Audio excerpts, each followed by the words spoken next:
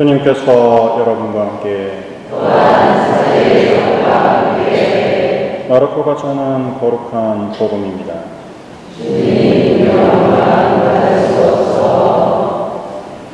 그때 예수님께서 12 제자를 부르시어 더러운 영들에 대한 고난을 주시고 둘씩 짝지어 파견하기 시작하셨다.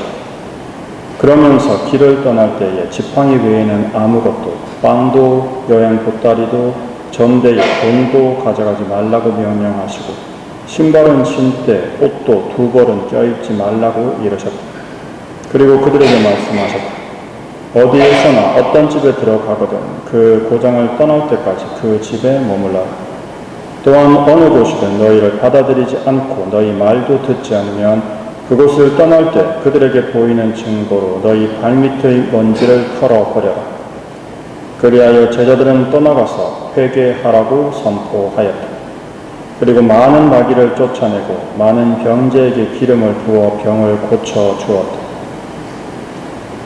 주님의 말씀입니다.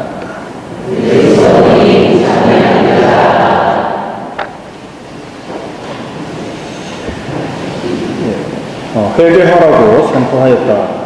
이 회개를 위해서 먼저 영상 하나 보고 계속 진행을 하겠습니다.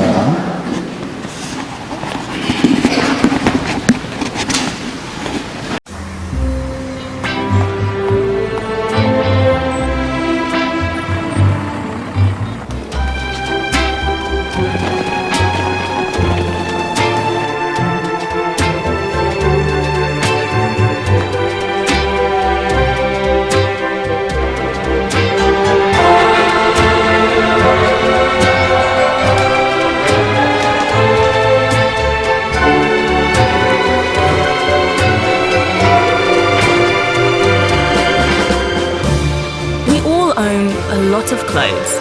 On Vinted, you can make extra money by selling clothes you don't need. Don't wear it, sell it. Download Vinted. 예, 영상 자체는 미국에서 이제 재활용 아나바다 하는 이제 앱에서 만든 광고인데 굉장히 기발하게 우리가 과소비라든지 사실은 딱히 꼭 필요한 건 아니지만 같은 물건을 많이 갖고 있는 거를 참 기발하게 지적하고 꼬집었다라는 생각이 듭니다. 이 회개라는 단어를 국어 사전에서 찾아보면 뉘우치고 마음을 고쳐먹다 또는 이제 깨달아 반성하고 그로부터 벗어나 하나님의 뜻에 따르는 새로운 삶을 시작하다 라고 나옵니다. 물론 이 회개라는 단어가 그리스도교에서 가장 많이 쓰는 단어다 보니까 아예 이제 국어 사전의 뜻 자체가 이렇게 나오고 있지만 결국 여기서 말하는 뉘우치다, 깨달아 반성하다. 즉 회개의 시작은 깨달음에서 시작된다고 볼 수 있죠. 깨달음 그 첫 번째는 제1독서의 말씀처럼 깨달음은 하느님께서 알려주시는 겁니다. 따라서 회개의 기본은 하나님의 말씀, 하나님의 가르침을 알아듣기 위해 깨어있는 정신, 깨어있는 마음이 우선인 거죠. 그래서 예수님께서도 계속 깨어있어라 라고 이야기하는 거예요. 즉 하나님의 일깨우심을 감지하고 응답할 수 있는 준비가 필요합니다. 깨달음 그 두 번째는 하나님께서 지혜와 통찰력을 다하셔서 그리스도 안에서 미리 세우신 하나님의 선의에 따라서 우리에게 하나님의 뜻과 신비를 알려주셨습니다.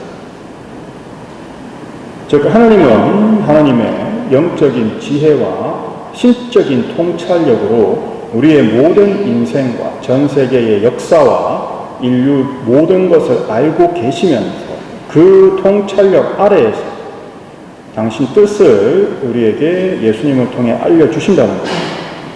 그 하나님의 뜻의 신비가 바로 때가 차면 하늘과 땅에 있는 만물이 그리스도 안에서 예수님을 머리로 하나가 되는 그리스도 신비체가 된다는 것입니다. 이것을 우리는 강론 후에 모두 함께 주일마다 바치는 신경에서 성인의 통공이라고 고백을 하고 있습니다. 따라서 제2독서의 말씀처럼 만물은 인간만을 지칭하는 게 아니죠. 만물은 하나님의 결정과 뜻대로 이루시는 예수님의 의향에 따라 미리 정해진 우리도 예수님 안에서 자녀의 지위를 얻게 되었다는 이야기입니다. 즉 하나님께서 우리를 세례를 받고 신자가 된 것은 하나님의 결정과 하나님의 뜻이라는 거죠. 따라서 이 자녀가 됐다는 것, 세례를 받은 신자가 됐다라는 건 굉장히 하나님에게 뽑힌 사람이란 뜻입니다. 따라서 이 뽑힌 자녀로서 우리가 해야 하는 일은 하나님의 영광을 찬양하는 사람이 되어야 해요. 하나님의 영광을 찬양한다는 건 제가 몇 번 강조해서 말씀드렸다시피 하나님께서 우리에게 무엇을 해 주셨는지 그 업적을 기억하고 그것을 밝히 드러내야 하는 사람이 되어야 된다는 겁니다. 주님께서 우리를 위해서 세상을 창조하셨습니다. 주님 찬미 받으십시오. 주님께서는 예수 그리스도를 통해서 우리 인류를 죄에서 구원하셨습니다. 하나님은 찬미 받으십시오. 이런 이야기입니다. 즉 우리가 받은 세례와 이 성령의 인호가 우리를 회개로 부르고 있는 거죠. 다시 한번 회개를 국어사전에서 찾아보시면 뉘우치고 마음을 고쳐 먹는 거다라고 말씀을 드렸습니다. 따라서 성령의 인호가 우리에게 요구하는 건 뉘우치고 마음을 고쳐 먹어라 인 거죠. 그런데 왜 하나님께서는 강제로 마음을 고쳐 먹게, 즉 회개하게 만드시지 않을까? 그건 우리의 자유를 존중하시기 때문입니다. 하지만 하나님의 그 존중을 계속 무시하시고 버티시면 제1독서의 아모스 예언자처럼 회개의 삶이 강력하게 시작될 수 있습니다. 말로 못 알아먹으면 훈계가 시작될 거고, 훈계를 해도 못 알아먹으면 맞아야죠. 예. 특히 남유다 출신이었던 아모스는 그래서 그 베텔의 사제가 유다로 돌아가라 이렇게 이야기했던 거죠. 북이스라엘에 대해서 예언을 하게 되지만 예언자 출신이 아니었습니다. 그죠? 일상생활을 하다가 하나님께 불리움을 받아서 예언을 하게 된 거죠. 하지만 사람들이 귀를 기울이지 않자 자신의 예언을 글로 적어서 전하게 됩니다. 그래서 아모스 이후 예언자들은 자신의 예언들을 글로 적게 되고 가장 대표적인 이사야 예언자에게도 영향을 주게 되었죠. 우리는 이처럼 성경과 하나님 말씀을 통해서 회개로 부르심을 받았습니다. 영상에서처럼 세속과 물질에 대한 과도한 욕망, 탐욕이라고 하죠. 그것이 더 중요한 것을 보고 듣고 깨닫지 못하게 우리의 눈과 귀를 막고 덮고 있습니다. 세례 때 우리가 받은 예언자직은 세례 때 우리는 모두 세 개의 직분을 다 전부 다 받으시는 거죠. 그게 바로 예언자직, 사제직, 왕직이라고 배우셨습니다.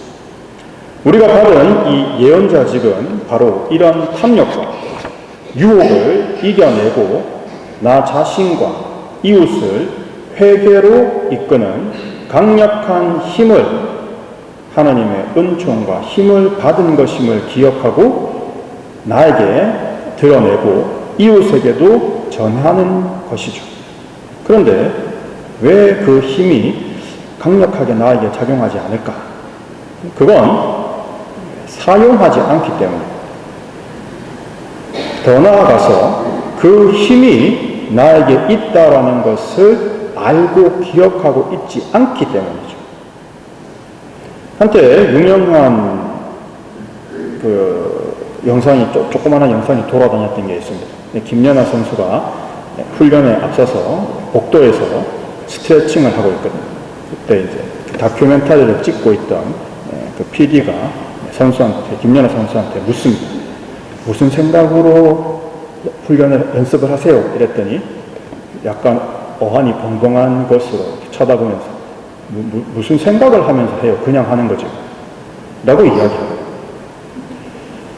아주 유명한 배우인 베네딕트도 그 어떤 연설에서 제발 좀 걱정하거나 계획을 세우거나 하지 말고 제발 좀 그냥 하라고, just do it, 그냥 하라고 막 그렇게 이야기를 하죠.